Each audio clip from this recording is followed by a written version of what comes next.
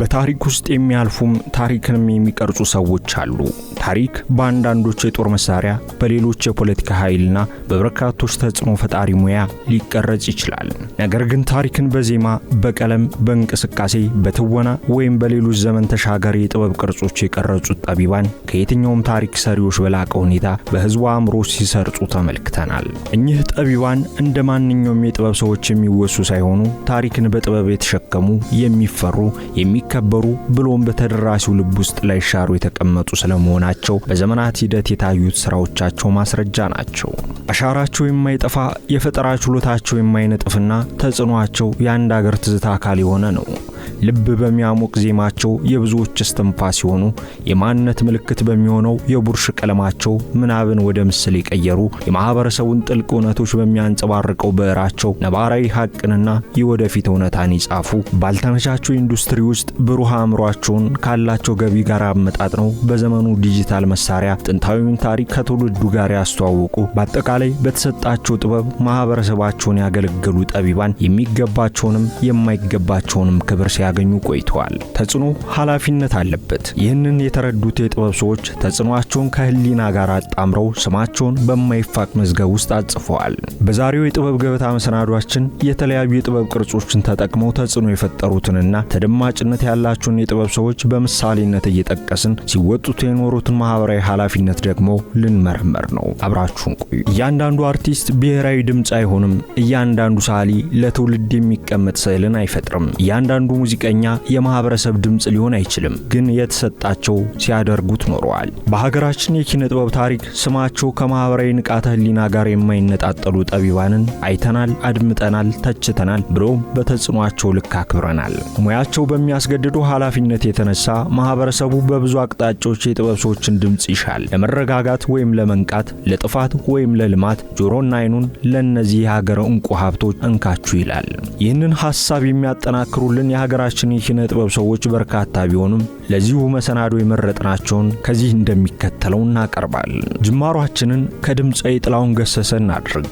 ተጽዕኖ ፈጣሪው፣ ታሪክን በዜማ አዋቃሪውና ኃላፊነትን ከሙያ ስነ ስርዓት ጋር ያጣምረው ጋሽ ጥላሁን በበርካታ የጥበብ አፍቃሪያን ዘንድ የኢትዮጵያ ድምጽ እየተባለ ይጠራል። የጋሽ ጥላሁን ዘመናዊ ሽሬ ዜማዎች የኢትዮጵያን ሕይወት ሲያንጸባርቁ የኖሩ ስሜታዊ መዛግብት ነበሩ። አዲስ ዓመት ሲመጣ፣ ሀገር በጦርነት ስትጨነቅ፣ ረሃብ የህዝቡ ስቃይ ሲሆንና ሌሎች ህዝባዊ እንቅስቃሴዎች ሲበረቱ ለጆሮ ማራኪ በሆነው ድምጹ አለሁ ይላል። ድምፃዊ ጥላሁን ገሰሰ በፖለቲካዊ ውስብስብነትና በማህበራዊ ለውጥ ወቅት ለሰዎች ናፍቆታቸውን፣ የሀገር ፍቅራቸውንና ህመማቸውን እንዲገልጹ ቋንቋ ይሰጥ ነበር። ኢትዮጵያ ዋይ ዋይ ሲሉ የ13 ወር ጸጋ፣ ቆሜ ልመርቅሽ፣ እያለህ ካልሆነና ሌሎች በርካታ ስራዎች ደግሞ ማህበራዊ ኃላፊነትን የተሸከሙት ሕያው ስራዎቹ ናቸው። ቀጥለን ወደ እይታ ጥበባት ዓለም እንጓዝ። በሙሉ የክብር ስማቸው የዓለም ሎሬት ሜትር አርቲስት አፈወርቅ ተክሌ ተብለው ይታወቃሉ። ኢትዮጵያ በታሪኳ ካየቻቸው የእይታ ጥበባት ባለሙያዎች ግንባር ቀደም ከመሆናቸውም በላይ የህዝብ ድምጽ የነበሩ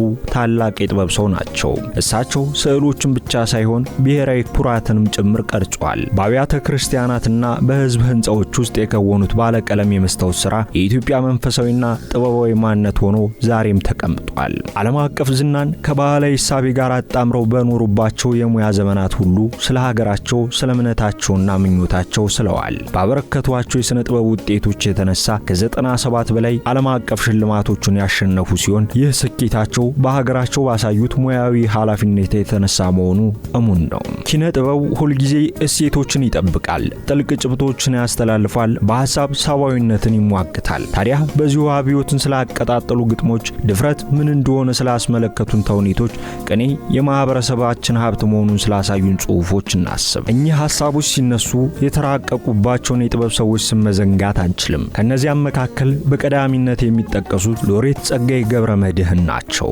የእሳቸው ግጥም የማህበረሰቡ መስታወት ነበር። በተውኔታቸው ተከራክረዋል፣ አነሳስተዋል፣ ተነሳሽነትን ፈጥረዋል። ተጽዕኖአቸው ሕያው ነው። ኃላፊነታቸውን ከተረዱ ጠቢባን መካከል ስማቸው በጉልህ ይጠቀሳል። ሀገርን የሚናፍቁ፣ ስለ ሀገር ዝም የማይሉና ማህበረሰብን ለማስተማር የማይሳሱ የነበሩ ስለመሆናቸው ዘመን ተሻጋሪ ስራዎቻቸው ሕይወታቸው ምስክር ናቸው። እንመርመር፣ እሳት ወይ አበባ፣ አብረን ዝም እንበል፣ ፈራንና ሌሎች ግጥሞቻቸው የፈጠሩት ተጽዕኖ ያስተላለፉት ጭብጥና ትምህርት ጥልቅ ነበር። በዚህም ተደማጭነት ኖሯቸው ኃላፊነታቸውን በሙያ ዘመናቸው ሁሉ ሲወጡ ከኖሩት መካከል ስማቸው በደማቁ ተጽፎ ኖሯል።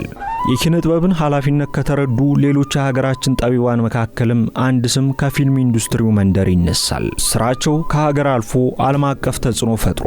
የፊልም ደራሲና አዘጋጅ ፕሮፌሰር ኃይሌ ገሪማ ሳንኮፋ፣ ጤሳ፣ መኸር 3000 ዓመታትና ሌሎች ስራዎቻቸው ላይ የማህበረሰቦችን ነባራዊ ሀቅ አስቃኝተዋል። በበርካታ ቃለ መጠይቆቻቸው ኢትዮጵያ ያልተነገረ ብዙ ታሪክ አላት ሲሉ ይሰማሉ። የታሪክ አተራረካቸው የተለየ ነው። ብዙ ሰርተዋል፣ ብዙ ይጠበቅብኛል ብለውም ያስባሉ። ይህ ለጥበብ የተሰጠ ታማኝነት ዛሬ ይዘን ለተነሳነው ርዕስ ምስክር ነው። ኃላፊነት የሚሰማቸው ሙያቸውን አክባሪና ሀገራቸውን ወዳድ የሆኑት ፕሮፌሰር ኃይሌ ገሪማ በተለያዩ ዓለማት የሀገራችንን ባህል፣ ታሪክና ቋንቋ በማስተዋወቅ ረገድ የተወጡት ሚና የላቀ ነው። በተለይም የጥቁርን ማንነት በግዙፉ የፊልም ኢንዱስትሪ ሆሊውድ ውስጥ ካሰረጹ የጥበብ ሰዎች መካከል የሚጠቀሱ በመሆኑ የአፍሪካ ድምጽ የሚል ስም ተሰጥቷቸዋል። ስራቸው የአእምሮ ጥልቀትና ኃላፊነት ያላቸውን የሀገራችንን የጥበብ ሰዎች እንዲህ በወፍ በረር ከቃኘን ወደ ቀጣዩ ሐሳባችን እናምራ። እኚህ በጥቂቱ የጠቀስናቸው የጥበብ ሰዎችና መሰሎቻቸው ፈጠራቸው እንድናስል ይጋብዘናል። ስራዎቻቸው ዛሬም ብሔራዊ ንቃተ ህሊና ሆኗል። ታዲያ አንዳንዶቹ እንዲሁ የጥበብ ሰዎች ተብለው በጥቅል ስም የሚጠሩ ሳይሆኑ በኪነ ጥበብ ቅርጽ ውስጥ ያሉ ሐሳቢዎች ናቸው ቢባሉ በርካቶችን ያስማማል። እናም ያ ግንዛቤ ሰፊ በር ይከፍታል። ምክንያቱም የጥበብ ሰዎች የዓለም አቀፍ ባህል አካል ናቸውና የፈጠራ ችሎታቸው ወደ ማህበራዊ ፍልስፍና ስለሚለወጥ ዓለምን የተሻለ የሚያደርግ ሳቢ ሊፈጥር ስለሚችል ከሀገር ውስጥ ኃላፊነት አልፎ ዓለም አቀፍ ተጽዕኖ መፍጠር ይችላሉ። ለማመሳከር ይረዳን ዘንድ ይህንን ያደረጉትን ዓለም አቀፍ የጥበብ ሰዎችን በጥቂቱ እንመርምር። የሬጌ ሙዚቃ አቀንቃኙ ቦብ ማርሌ በቀዳሚነት ይነሳል። እሱ የሬጌ ሙዚቃን የተራቀቀበት ዘፋኝ ብቻ ሳይሆን በበርካታ ጥቁር ማህበረሰቦች ዘንድ ዓለም አቀፍ የመቃወምና የአንድነት ድምጽ ተደርጎ የሚቆጠር ነበር። በዜማዎቹ የፖለቲካ ትግልን ወደ ዜማ ተርጉሟል። ሙዚቃው ስለ ቅኝ ግዛት፣ ስለ መንፈሳዊ ማንነትና ስለ ሰብአዊ ክብር መልእክቶችን ይይዝ ነበር። ቦብ ማርሌ ስልተ ምት አብዮታዊ ሊሆን እንደሚችል ካሳዩ የጥበብ ሰዎች መካከል አንዱ ነው። የሙዚቃ መድረክ ስለ ፍትህ ለመጮህ ምቹ መሆኑን በማሳየት ፈርቀዳጁ መሆኑም ይታወቃል። ስሜታዊ ኃይልን ሳያጣ በሰራቸው የሙዚቃ ስራዎቹ ተቃውሞን አእምሯዊ አድርጎ ለዘመኑ አቀንቃኞች መድረኩን ከፍቷል። ስፔናዊ ሰዓሊና የቅርጻ ቅርጽ ባለሙያ ፓብሎ ፒካሶ የጦርነትን አስፈሪ ነገሮች ወደ ምስላዊ ክርክር በመቀየር ሌላው የሚጠቀሰው ዓለም አቀፍ ተጽዕኖ ፈጣሪ የጥበብ ሰው ነው። ፒካሶ የሰራው ስዕል መከራን አውግዟል። ረቂቅነትንና ተምሳሌታዊነትን በመጠቀም ተመልካቾች በአእምሮና በስነ ምግባር አመጽ እንዲጋፈጡ አድርጓል። የሱ ሸራ ጦርነት የተከሰሰበት ፍርድ ቤት እንደነበር መረጃዎች ያሳያሉ። በቲያትር ውስጥ ድራማዊ ታሪክን ወደ አብዮት የቀየረው ጀርመናዊ የተውኔት ጸሐፊ ቤርቶልት ብሬሽት የሚጠቀስ ሲሆን አስተሳሰብን ለማነሳሳት ኢፍታዊነትን ለመጋፈጥና ሐሳብን ለመተንተን ስሜትን የሚያቋርጡ ዘዴዎችን ፈጥሯል። በዚህ ስልቱ ታላላቅ የቲያትር አዘጋጆች የተጽዕኖ ተጋሪ ሆነዋል። ለሱ ቲያትር ማምለጫ ወይም መሸሸጊያ ሳይሆን ምርመራ ነበር። በዚህም የተነሳ ጥበብን ወደ ሐሳብ መሳሪያነት ከለወጡ የጥበብ ሰዎች መካከል ስሙ በታሪክ መዝገብ ተቀምጧል። በሲኒማው ዓለም ሴኔጋላዊው የፊልም አዘጋጅ ኦስማን ሴምቤን ይጠቀሳል። ኦስማን በስራዎቹ የሚወደውን ጥበብ ቅኝ ግዛትን ለመጋፈጥ መሳሪያ አድርጎ የተጠቀመ ሲሆን አፍሪካውያን የራሳቸውን ታሪክ መናገር አለባቸው፣ ሌሎች እስኪ ገልጹላቸው መጠበቅ የለባቸውም በሚለው እምነቱ ይታወቃል። ፊልሞቹ ሙስናና ድህረ ቅኝ ግዛትን በድፍረት ገልጸዋል። ታዲያ እነዚህ ከየጥበብ ቅርጾቹ የጠቀስናቸው ዓለም አቀፍ ተጽዕኖ ፈጣሪ የጥበብ ሰዎች ታሪክን ከኃላፊነት ጋር የሸመኑ ናቸው። ተጽዕኖ ግዴታን ያመጣል፣ ተደማጭነት ኃላፊነትን ያሸክማል። ይህንን ከተረዱ የጥበብ ሰዎች መካከል ደግሞ ጥቂቱን ከሀገር ውስጥና ከዓለም የተለያዩ ክፍሎች እንዲያስቃኘናል። አንድ እንድታስተውሉት የሚገባን ሐሳብ በማንሳት እናጠቃል። ተደማጭነት ያላቸው የጥበብ ሰዎች ልዩ የሆነ ኃላፊነት የሚሸከሙት ቃላቶቻቸው፣ ድርጊቶቻቸውና ምርጫዎቻቸው ከግል ሕይወታቸው በላይ ተጽዕኖ ስለሚፈጥር ነው። ተደማጭነት ማለት ተወዳጅነት ብቻ አይደለም። አስተያየቶችን፣ አመለካከቶችን፣ እሴቶችን እና ባህሪን የመቅረጽ ኃይል መሆኑም ይታወቃል። እንዲህ ያሉ የጥበብ ሰዎች ህብረተሰቡ በሚሰጣቸው እምነት የተነሳ ራሳቸውን ይወቅሳሉ።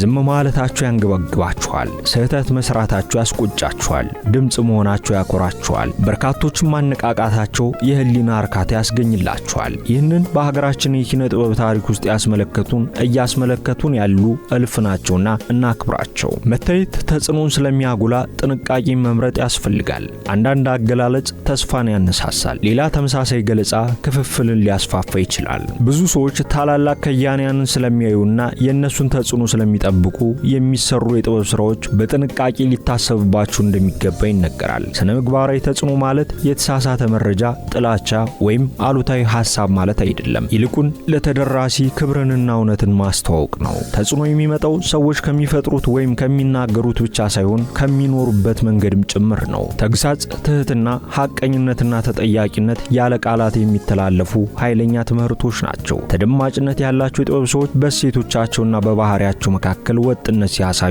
የህዝብን እምነት ያጠናክራሉ። የራሳቸው መርሆች ሲቃረኑ ግን ያንን እምነት ያዳክማሉ። እናም እነሱን ከፍ አድርጎ የሚመለከቷቸውን ሰዎች ሊያሳስቱ ይችላሉ። በዘመናት ሂደት የታዩ ታላላቅ የጥበብ ሰዎች የፈጠሩት ተጽዕኖና የነበራቸው ተደማጭነት በርካታ ፖለቲካዊ፣ ማህበራዊና ስነ ልቦናዊ ለውጥ አምጥቷል። እኛም በመሰናዷችን እኚህ ተደማጭነት ያላቸው የጥበብ ሰዎች ስለሚጠበቅባቸው ኃላፊነትና ስላሳረፉት ተጽዕኖ እንዲህ ባለ መልኩ አስቃኝናችሁ። ሳምንት በሌላ ርዕሰ ጉዳይ እስክንገናኝ ቸርን ሰንብት።